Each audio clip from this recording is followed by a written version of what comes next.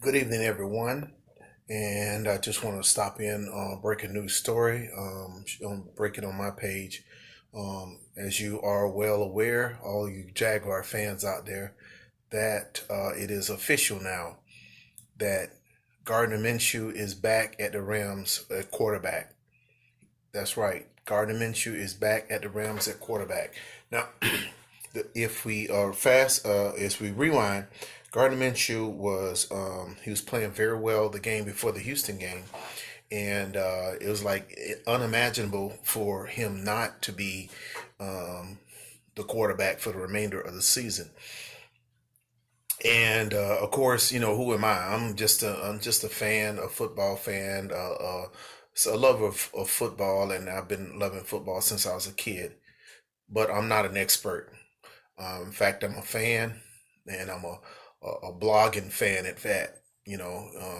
Just a fan of the sport. With that said, I know probably said fan about 10 times, but the point I'm making is this: there should have been somebody in the front office of the Jacksonville Jaguars that, despite even what I'm saying or any other commentator, fan, personality is saying, should have envisioned the overall team's potential throughout the season to not make any type of decision one way or the other regarding and looking at the long-term investments of the team.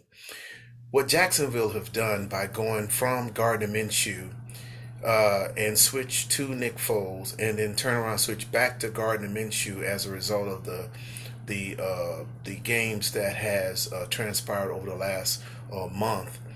They have in essentially diminished their ability to be able to trade Nick Foles for the value that he potentially could and should be traded at.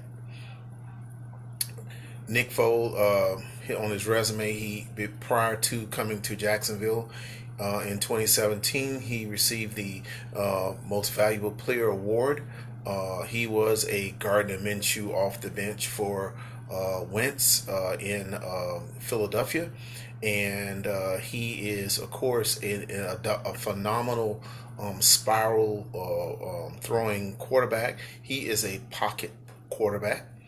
He should be a quarterback behind an offensive line that is solid and is able to protect the quarterback.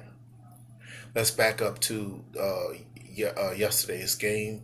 And now that all the emotions out of the way, um, Jacksonville Jaguars offensive line has been a problem for 10 years. It didn't start yesterday. It didn't start in 2018. It didn't start in 2017. It was bad in 2017.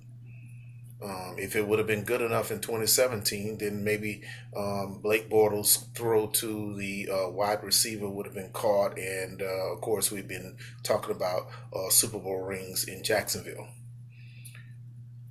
That was the glaring problem yesterday. It was the offensive line. The offensive line allowed 5 sacks. Yes, Gardner Minshew. Excuse me. Nick Foles stood back there too long in the first quarter. Yes, Jacksonville has a very predictable approach in their offensive scheme. They usually first down they run, second down they pass, third down they pass or run, and fourth down they punt. Jacksonville has a base defensive scheme that plays based on the fact that they have talent and able to um, um, take advantage of whatever the opponents, of course, sent to them. That was the Jacksonville of old. That was before we traded away our world class Jalen Ramsey cornerback to the LA Rams. And now Jacksonville has a bunch of no naming linebackers and only AJ Boye out there for running back. I mean, excuse me, for a cornerback. And we have, of course, Miles Jack. We have, um, I mean, the list is getting very short as far as who's on the defense that you even remember, other than the mayor, of course, up front, and a couple others.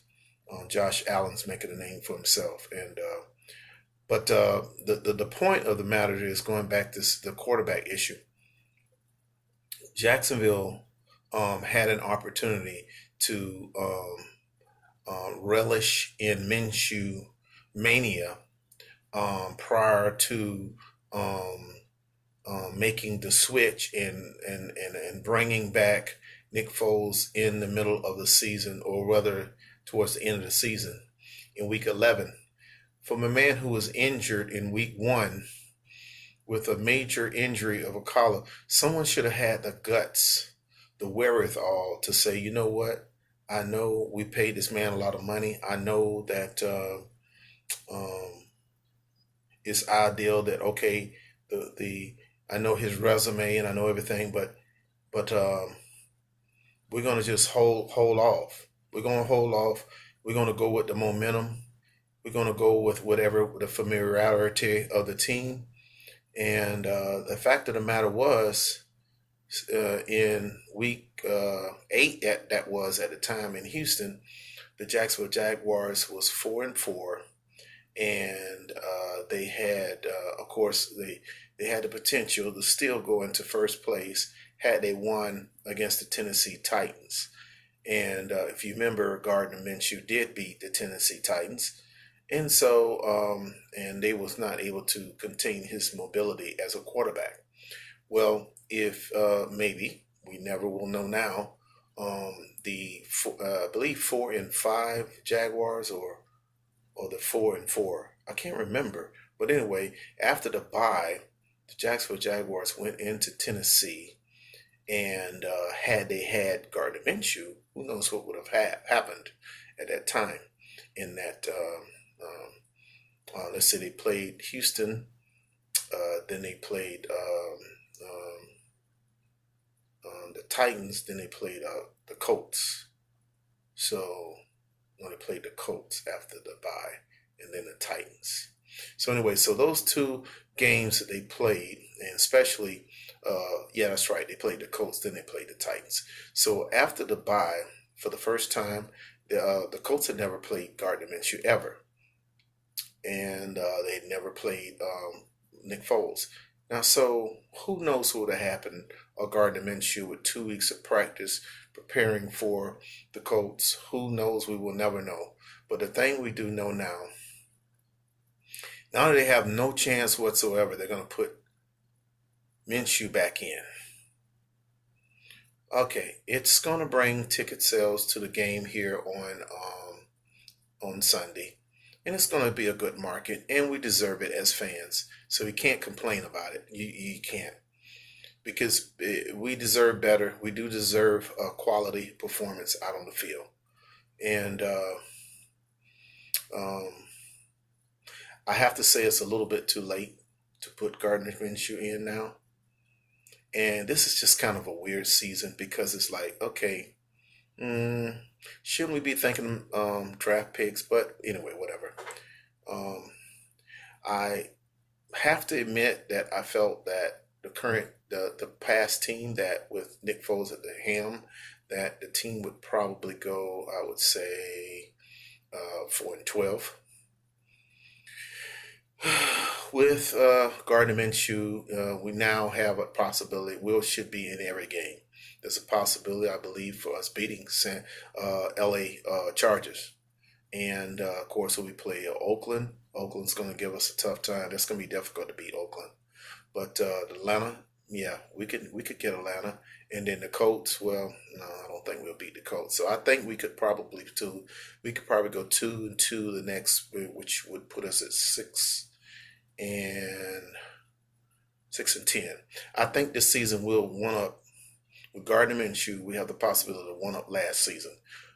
Jacksonville Jaguars could go 6-10. We could win 6 games, and so that's what I'm looking at. So I'm predicting us to upset, and I'm gonna say upset the Chargers on Sunday with an exciting, a resilient, you know, back against the wall kind of thing. This team is going to gel together all adversity, and they're going to take it out on the Chargers, and we're going to beat the Chargers in Jacksonville, and it's going to be a good game. So um, let's now just look at it for what it is entertainment. And so let's just get ready for the Chargers. All right, go Jags.